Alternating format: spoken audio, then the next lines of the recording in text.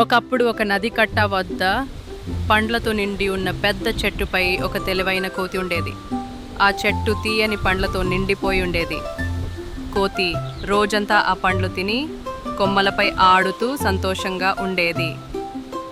ఒకరోజు ఓ ఆకలితో అలసిపోయిన మొసలి నదిలో నుంచి ఈత కొడుతూ వచ్చింది. ఆ మొసలిని చూసిన కోతి మిన్నుముంచుకో చూసి అడిగింది, "ఏం స్నేహితుడా, నీకు ఆకలిగా ఉంది కదా, ఇవిగో ఈ తీయని పండ్లు తిను." మొసలి ఆనందంగా నవ్వుతూ చెప్పింది, "ధన్యవాదాలు కోతి, ఇవి చాలా రుచిగా ఉన్నాయి." ఆ రోజు నుండి కోతి మరియు మొసలి మంచి స్నేహితులు అయ్యారు.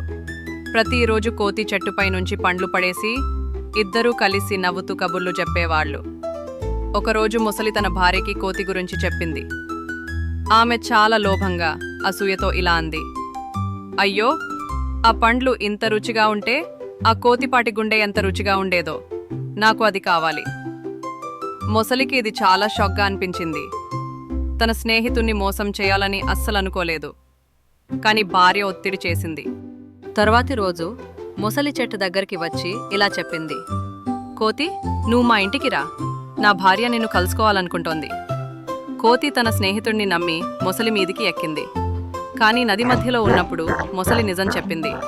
"నిజం చెప్తా కోతి, నా భార్య నీ గుండె తినాలని కోరుకుంటోంది." కోతి ఒక్కసారిగా షాక్ అయింది.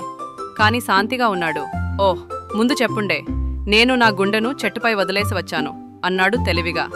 మొసలి నిజంగా నమ్మి తిరిగి చెట్టువైపు ఈత కొట్టింది.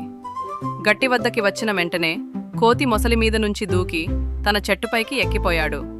తరువాత కోతి మొసలిని చూస్తూ అరిచాడు, "ఓ మూర్ఖుడా, ఎవరు గుండెను బయట ఉంచుకుంటారు? ఇక నుండి నిన్ను విశ్వసించను." అలా కోతి మరియు మొసలి మధ్య స్నేహం ముగిసిపోయింది. ఈ కథలో నీతి ఏమిటంటే, అపాయం వచ్చినప్పుడు బుద్ధిని ఉపయోగించగలగాలి. తెలివితేటలే మనల్ని కాపాడతాయి.